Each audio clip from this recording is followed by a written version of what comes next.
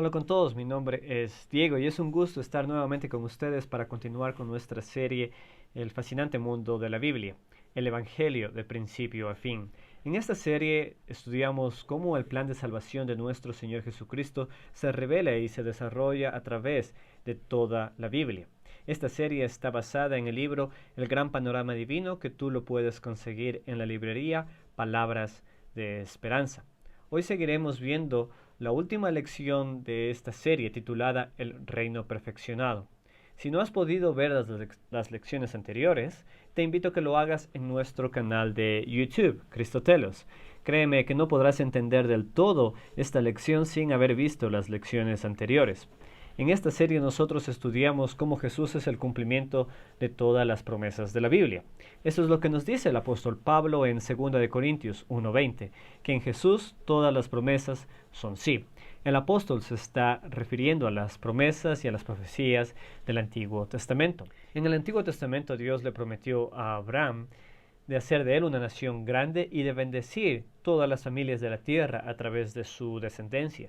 Dios también le prometió en el Antiguo Testamento a David, al rey David, que uno de sus hijos reinaría para siempre, que él traería paz y libertad, no tan solo a Israel, sino también a todo el mundo.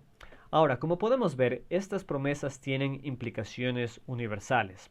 Un hijo traería bendición a todas las naciones. Un hijo traería bendición a todo el mundo.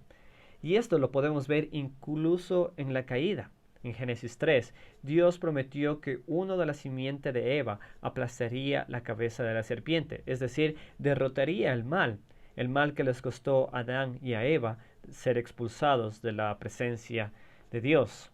Así que como podemos ver en la narrativa bíblica, la llegada de este hijo es lo que va a traer la bendición universal, la bendición a todas las familias de la tierra. La llegada de este hijo del rey prometido traería este tiempo de paz, no tan solo a Israel, sino también a todo el mundo. Y tenemos imágenes en Isaías, por ejemplo, donde se nos dice que en el tiempo de la llegada de este gran rey, el león y el cordero pastarían juntos, es decir, que será un tiempo realmente de paz. Y este es un regreso a Génesis 2. En la lección anterior vimos que Apocalipsis empieza describiendo la visión que Juan tuvo. Él vio un trono celestial donde Jesús y el Padre estaban siendo adorados por los seres celestiales. Esta visión señala nuevamente el cumplimiento final de Salmo 110 y de Efesios 1:19, donde vemos a Jesús sentado a la derecha de Dios. Por lo tanto, estos pasajes presentan ciertamente que Jesús es el Rey prometido, y esto implica que los enemigos de Dios serán derrotados. Y esto es lo que básicamente se trata el libro de Apocalipsis, lo que Apocalipsis enseña. Ya hemos empezado hablando un poco acerca del contenido del libro de Apocalipsis. Hemos visto nuestro Señor Jesucristo sentado en el trono. También hemos mencionado que el objetivo principal del libro es el de animar a los creyentes que están sufriendo persecución. Y bajo esta verdad podemos ver que no importa qué tan mal el escenario de un cristiano parezca, en realidad nosotros estamos en el bando vencedor, porque nuestro Señor Jesucristo está sentado, en el trono celestial y que algún día derrotará del todo a Satanás y a toda su obra de maldad. Ahora, antes de enfocarnos en el tema del juicio, vale la pena hablar de manera general acerca de la interpretación del libro de Apocalipsis. Sin duda, Apocalipsis es un libro que crea muchas preguntas. Cuando leemos todas las imágenes que el libro presenta, inmediatamente nos preguntamos acerca del significado y la interpretación de estas imágenes. Ahora, algo que debemos tomar muy en cuenta es que cuando leemos el libro de Apocalipsis, estamos leyendo un tipo de literatura diferente al resto de la Biblia o el resto de la mayoría de la Biblia. El género literario de Apocalipsis, o el género que predomina en Apocalipsis, se denomina el género apocalíptico, el cual utiliza muchas imágenes, muchos símbolos, y por lo tanto su forma de interpretar es diferente a un libro narrativo histórico, como es el caso de Hechos, por ejemplo, donde la interpretación de esos acontecimientos es de una manera literal. Entonces, la pregunta es, ¿cómo interpretamos Apocalipsis? Bueno, la primera clave para interpretar este libro es leer la Biblia, leer toda la Biblia, especialmente el Antiguo Testamento. Apocalipsis está lleno de símbolos que, aunque para nosotros resulten extraños, en realidad son referencias a símbolos y a temas que ya han aparecido en la Biblia. Por ejemplo, la imagen de la bestia que asciende del mar en el capítulo 13 de Apocalipsis es en realidad una imagen compuesta de dos figuras del Antiguo Testamento. Primeramente, el mar simboliza caos y el de las bestias es lo que vemos en el libro de Daniel, que representan imperios tiránicos que se oponen a Dios. Es decir, que en la figura de Apocalipsis 13 de una bestia que asciende del mar no representa una bestia literal de 7 cabezas, sino poderes políticos, económicos, sociales e incluso culturales que se oponen a Dios, que se oponen a su reino.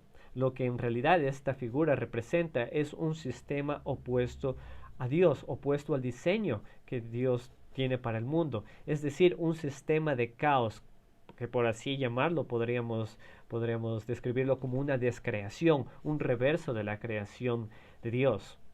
Otro ejemplo se nos dice en el capítulo 21, cuando narra que en la visión de la nueva creación se dice que ya no habrá mar.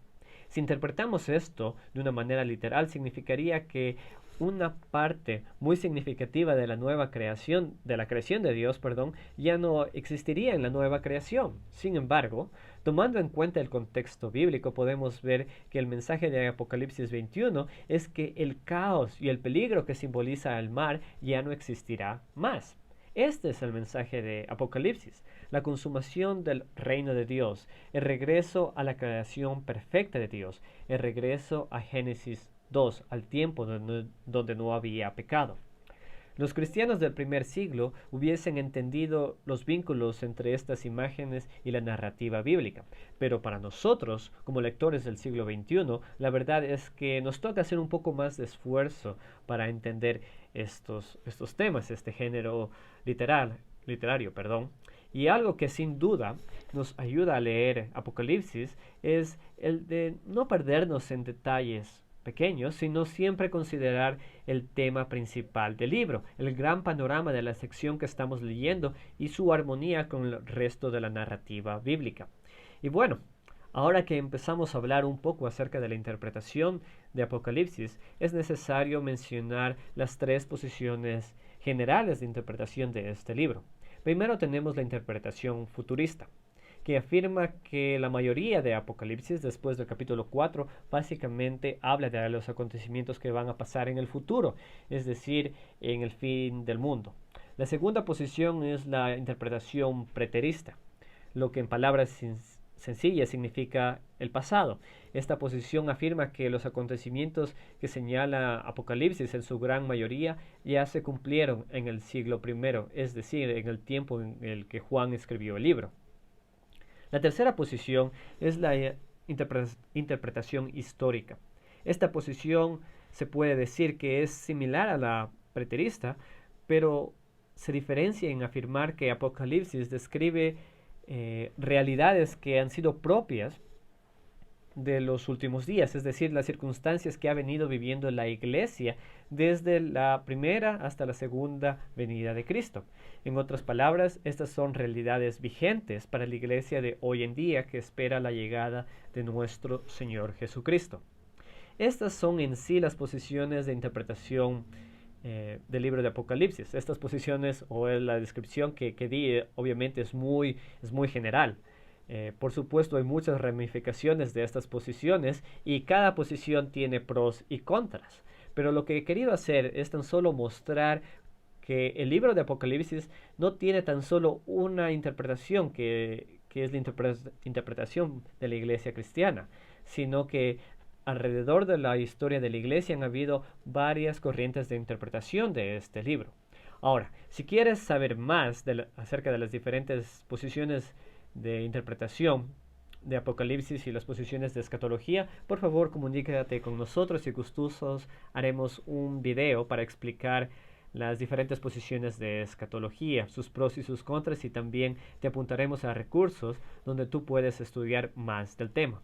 Entonces, ahora que hemos Hecho un paréntesis en nuestra enseñanza del libro de Apocalipsis, vamos a continuar estudiando su tema principal y cómo éste encaja en la gran narrativa bíblica. Y esto lo seguiremos haciendo en las siguientes lecciones. Mi nombre es Diego Herrera y te agradezco por tu compañía y desde ya te invito a que lo sigas haciendo para juntos seguir estudiando más del fascinante mundo de la Biblia. Saludos.